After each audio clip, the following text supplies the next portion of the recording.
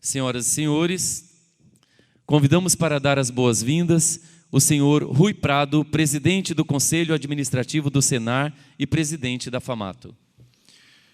Eu quero dizer para vocês que o Estado de Mato Grosso, diferentemente de outros estados da federação, é um estado que tem duas características muito importantes. A primeira é um estado que tem uma vegetação nativa dos vários biomas na ordem de 62% do seu território. É um estado que tem o maior rebanho bovino brasileiro, é um estado que mais produz grãos nesse país, com duas safras consolidadas, a primeira e a segunda safra, e também o estado que mais produz fibras aqui no Brasil. E se desenvolvendo para não só a monocultura, como era antes, mas uma diversidade de outros grãos e, mais do que isso, a integração ou a interação da agricultura e pecuária. Portanto, é um estado que explora com muita intensidade o solo, o meio ambiente, mas, ao mesmo tempo, é um estado que preserva os seus rios e preserva a sua natureza, como já disse aqui, na ordem de 62%. E quando da discussão do novo Código Florestal, e aí sim remetendo ao antigo Código Florestal, datado de 1965, a gente percebia claramente, e o Rodrigo vai falar isso aqui, que os produtores rurais, tanto do estado de Mato Grosso quanto do Brasil, tinham, vou colocar no passado, não é bem assim, mas eu vou colocar no passado, tinham problemas de ordem de legislação ambiental. Eu quero deixar isso muito claro na cabeça de vocês. Nós tínhamos um problema sério, haja vista o número de produtores com esses problemas, de legislação ambiental. Nós não temos problemas ambientais, pelo menos problemas graves ou problemas de relevância. Problemas ambientais, e aí, se a gente começar a buscar nas notícias e no mundo afora, a gente lembra daquele vazamento de petróleo no Golfo do México, a gente lembra do vazamento de petróleo na Bacia de Santos. Aquilo sim é um problema, ou são problemas ambientais graves. Aqui nós temos muito mais problemas de ordem de legislação ambiental.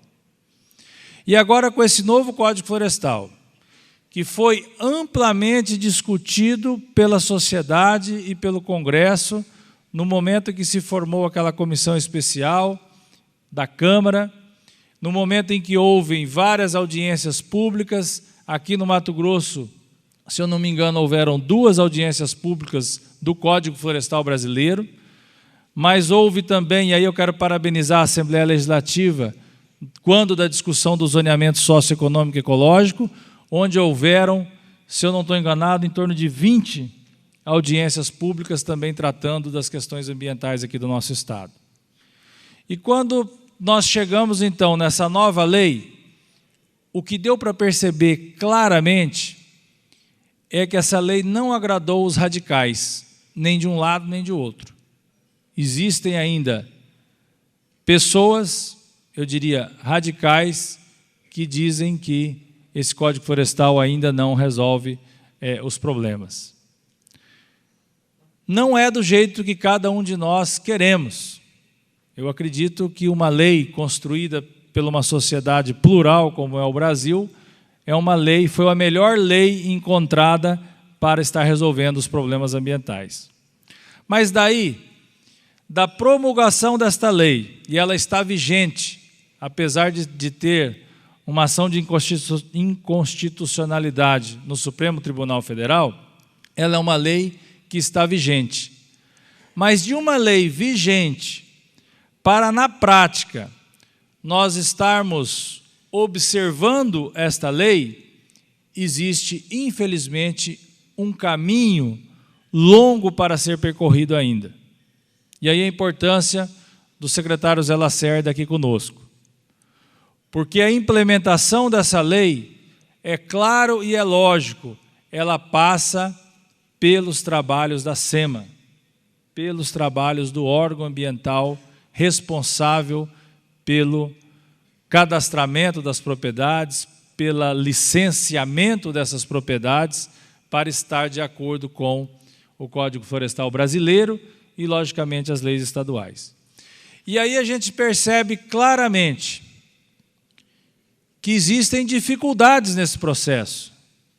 A gente sabe que não é fácil um órgão ambiental com o Estado, nas características que eu já disse aqui, estar trabalhando no tempo que o produtor rural ou que o cidadão mato-grossense precisa para conseguir o seu documento de legalidade ambiental. Nós sabemos das dificuldades, elas são inúmeras, e aí eu gostaria muito que os senhores perguntassem ao final desse seminário, mas sabemos também da boa intenção do secretário Zé Lacerda. Eu conversava ali no saguão antes de entrar aqui, o secretário já falava de CAR que está sendo emitido. Conversava com o Marcelo Roder, ele falava que foi emitido, o secretário vai confirmar daí, em torno de 1.000 CARs, eu não sei se é assim que fala, CAR no plural. Então, para nós, isso é uma esperança. Agora, não só de esperança a gente vive. Nós precisamos um órgão ambiental forte, um órgão ambiental rápido, um órgão ambiental eficiente. Sabe por quê? E aí eu vou só fazer um parênteses aqui, secretário, o senhor sabe disso. Para haver qualquer tipo de investimento no setor agropecuário, é necessário e é preciso as licenças ambientais, as licenças das propriedades. Do contrário, nós não conseguiremos o desenvolvimento necessário que o Estado de Mato Grosso precisa. Então, gente, é para isso que nós estamos aqui nesse seminário, para conhecer melhor esse processo todo. Como já foi dito aqui, contando hoje, nós conseguimos atingir um público de 2.000 pessoas, de técnicos, produtores rurais e pessoas ligadas ao agronegócio, e nós queremos sim que isso se multiplique para que nós possamos unir as nossas forças e fazer com que o Estado de Mato Grosso tenha também reconhecidamente, que nós já somos preservacionistas e produtores, mas que seja reconhecidamente através de papéis de legislação, através de licenças, também um Estado referência no nosso país. Muito obrigado mais uma vez pela presença de vocês. Agradeço aqui a presença dos presidentes de sindicatos rurais que estão conosco aqui, o Silvésio lá de Itapurá, o Normando de Tangará, que hoje não é mais presidente do Sindicato Rural, mas é vice-presidente da FAMATO, do Dito, aqui de Livramento, do Jorge Pires, do Sindicato Rural aqui de Cuiabá, substituindo o Vicente Falcão, que se licenciou quando assumiu a SEMA, né, Vicente? E agora também faz parte do Conselho do Senar.